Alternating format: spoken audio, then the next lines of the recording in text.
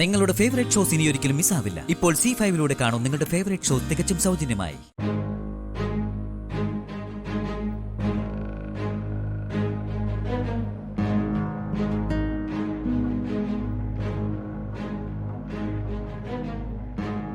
Sir, ഇങ്ങനെ ചീത്ത വിളിക്കരുത് സാർ. ഞാനൊരു ഗുണ്ടയല്ലേ. ഗുണ്ടയല്ല, ഉണ്ടയാണ്. ഗോതമ്പുണ്ട. വച്ചിട്ട് പോടോ. ഒരു കാര്യം പോലും മര്യാദക്ക് ചെയ്യാൻ അറിയാത്ത നീയൊക്കെ എവിടുത്തെ ഗുണ്ടയാടോ?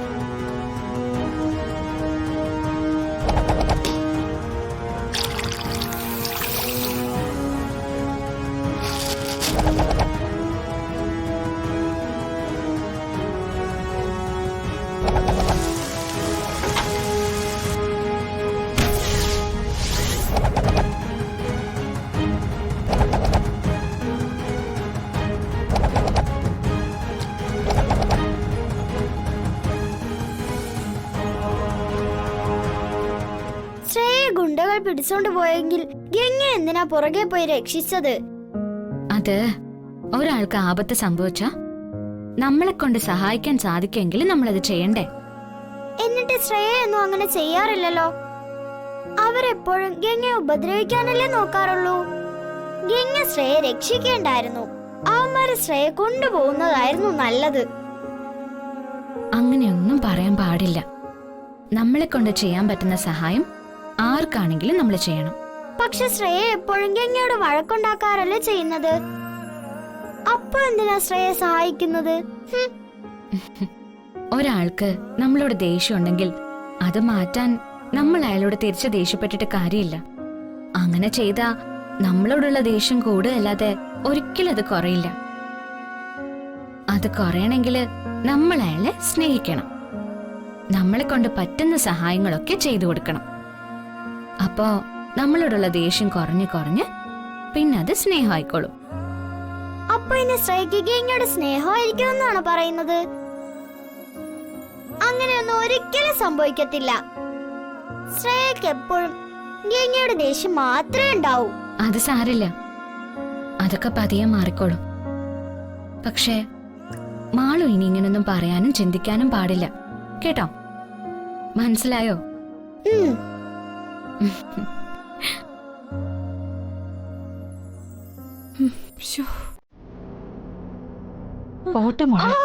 അയ്യോ, തലയിൽ തൊടല്ലേ അമ്മേ. എന്തോ പറ്റി?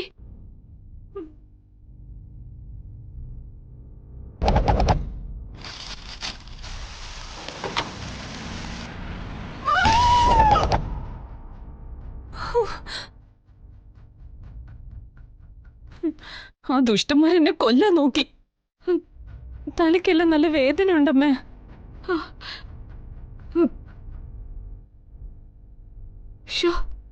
ഇതെല്ലാം ഗംഗയ്ക്ക് കിട്ടേണ്ടതായിരുന്നല്ലോ എന്നോർത്തിട്ട് എനിക്ക് സങ്കടം. എന്നാലും ഓമാർക്ക് എങ്ങനെയാ മോളെ ആളിങ്ങനെ മാറിപ്പോയത്? അതൊക്കെ വലിയ കഥയമ്മേ. പിന്നെ എപ്പോഴെങ്കിലും ഞാനത് പറയാം. നീയും നഗലും കൂടിയല്ലേ എല്ലാം പ്ലാൻ ചെയ്തത്. എന്നിട്ട് അവൻ ഇതേക്കുറിച്ചൊന്നും അറിയില്ലെന്നും തട്ടിക്കൊണ്ടു പോയവരെ അവന് പരിചയമില്ലെന്നും പറഞ്ഞ എന്താ? അതൊക്കെ അവൻ വെറുതെ പറഞ്ഞതായിരിക്കും. അല്ലെന്നേ, അവൻ ഗംഗയെ കൊണ്ടുപോകാൻ ഏതോ ബോംബെക്കാരെ ഏൽപ്പിച്ചു എന്നാ പറഞ്ഞേ. അവരെ ഇനി അവന് കോണ്ടാക്ട് ചെയ്യാൻ പറ്റില്ല എന്നും പറഞ്ഞു. അവൻ ഇവിടെ ഉള്ളപ്പോഴാ നിന്നെ തട്ടിക്കൊണ്ടുപോയവര് വിളിച്ചതും 10 ലക്ഷം രൂപ ആവശ്യപ്പെട്ടതും.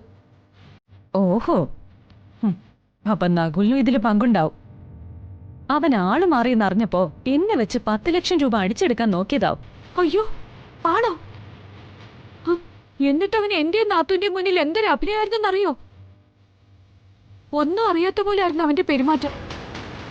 അവനാണ് ഗംഗയെ കടത്താൻ ക്ഷേത്രത്തിലേക്ക് പോയത്. ഗംഗയെ നഷ്ടപ്പെട്ട് കഴിയുമ്പോൾ അത് കേസാവുമെന്ന് അറിയാവുന്നതുകൊണ്ടാ ഞാൻ ഇങ്ങോട്ട് വന്ന് ആ സമയത്ത് ഇവിടെ നിന്നത്. അത് നിന്റെ ക്രിമിനൽ ബുദ്ധി ആയിരിക്കും നാത്തൂൻ എന്നോട് പറഞ്ഞു. ആ, അത് ശരിയാണ്. അതൊക്കെ സമ്മതിച്ചു. ഇപ്പൊ എന്റെ മോളെ കൊണ്ടുപോയത് ആരാന്ന് പറ. സത്യം പറയുകയാണെങ്കിൽ അതെനിക്ക് അറിയില്ല. അവരിനി ഗംഗയ്ക്ക് പകരം ശ്രേയെ ആൾമാറി കൊണ്ടുപോയതാണോന്നും അറിയില്ല. അയ്യോ, പക്ഷേ പെൺകുട്ടികളെ കിട്ടിയ അവരിങ്ങനെ ഫോൺ ചെയ്ത് പണമൊന്നും ചോദിക്കാറില്ല. നേരെ ബോംബെക്കോ കൽക്കട്ടയ്ക്കോ കൊണ്ടുപോകാറാ പതിവ്. അയ്യോ ഈശ്വര, എന്റെ മോളെ അവളെ ഒന്നും ചെയ്യരുതെന്നൊന്ന് വിളിച്ചു പറഞ്ഞാകൂലേ. അവരൊക്കെ ആരാണെന്നും എന്താണെന്നും എനിക്ക് അറിയില്ല. ഞാൻ അവർക്ക് ഇൻഫർമേഷൻ പാസ് ചെയ്യുക മാത്രമേ ചെയ്തിട്ടുള്ളൂ. ശ്ശോ. ആള് മാറിയെന്ന് അവർക്ക് മനസ്സിലായപ്പോ ശ്രേയ തന്നെ പറഞ്ഞിട്ടായിരിക്കും അവർ വിളിച്ച് പണം ചോദിച്ചെന്നും അറിയില്ല. അതെങ്ങനെ? അവരിതിന് ഇറങ്ങി പുറപ്പെട്ടതല്ലേ, അതിനവർക്ക് പ്രതിഫലം വേണ്ടേ? പണം കൊടുത്താ വെറുതെ വിടാന്ന് പറഞ്ഞു കാണും. നകുലിന് ആദ്യം സംസാരിച്ച ഒരാളെ പരിചയം ഉണ്ടാവില്ലേ? അവരോട് വീണ്ടും സംസാരിച്ച് ഇതൊന്ന് പരിഹരിച്ചുകൂടെ? ഇതെല്ലാം ഫോണിൽ കൂടിയാണ് സംസാരം, അതും പ്രൈവറ്റ് നമ്പർ ആയിരിക്കും. പിന്നെ സിമ്മിൽ നിന്ന് വിളിക്കുന്ന കോൾ ട്രേസ് ചെയ്യാതിരിക്കാൻ അവരാളെ കടത്തും മുമ്പേ ആ സിം കാർഡ് ഒടിച്ചോളയും. ഇനി അവരെ കോണ്ടാക്ട് ചെയ്യാൻ ഒരു നിവൃത്തിയില്ല. പിന്നെ ഒരു കാര്യം ഞാൻ പറയാം, പറഞ്ഞ പണം പറഞ്ഞ സമയത്ത് കൊടുക്കുന്നേ നല്ലത്. അല്ലെങ്കിൽ അവര് 10 ലക്ഷം 20 ലക്ഷം ആക്കും, അല്ലെങ്കിൽ പിന്നെ ആളെ തട്ടിക്കളയും. എന്റെ ദൈവമേ, എന്തൊരു പുലിവാല ഇത്! ആ ഗംഗയെ തട്ടിക്കൊണ്ട് പോകാൻ പറയാൻ ഏത് ഗതികെട്ട നേരത്താണോ തോന്നിയത്? ഒരു വിവരമില്ലാത്ത ഈ നകുലിനെ തന്നെ ഏൽപ്പിക്കുകയും ചെയ്തല്ലോ. ഞാൻ അവനവും കുഴിക്കുന്ന കുഴിയില് അവനവും തന്നെ വീണെന്ന് പറഞ്ഞതുപോലെയായി. ഗുണപാഠം പറഞ്ഞു നിൽക്കാതെ മഹിയോട് വേഗം ചെന്ന് എന്റെ മോളെ രക്ഷിക്കാൻ പറഞ്ഞ ആത്തൂനെ. മുത്തശ്ശി വിഷമിക്കണ്ട, ഞാൻ പോയി ക്യാഷ് എടുത്ത് അവര് പറഞ്ഞ സ്ഥലത്ത് വെയിറ്റ് ചെയ്യാം. വാ, നമുക്ക് അങ്ങോട്ടേ എല്ലാം.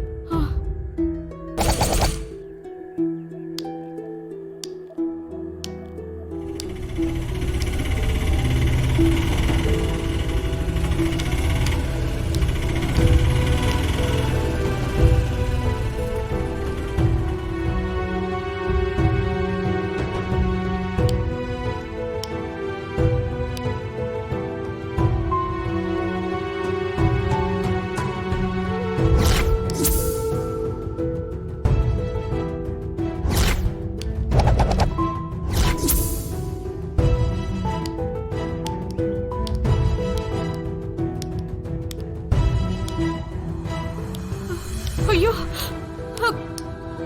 മോളെ ശ്രേയ, എന്റെ മോളെ നിന്നെ ആരും തട്ടിക്കൊണ്ട് പോയെന്ന് പറഞ്ഞ് ഫോൺ വന്നു. മഹിതേ പൈസ എടുക്കാൻ ബാങ്കിലേക്ക് പോവുമായിരുന്നു. 10 ലക്ഷം രൂപ കൊടുത്തില്ലെങ്കിൽ നിന്നെ കൊന്നുകളയെന്നാ പറഞ്ഞേ.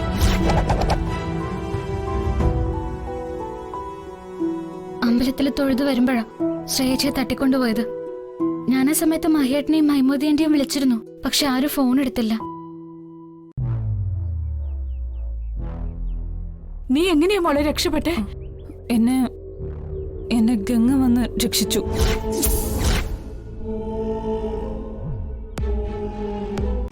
ഡൗൺലോഡ് ചെയ്യൂ C5 ആപ്പ്. കാണൂ എല്ലാ എപ്പിസോഡുകളും സൗജന്യമായി.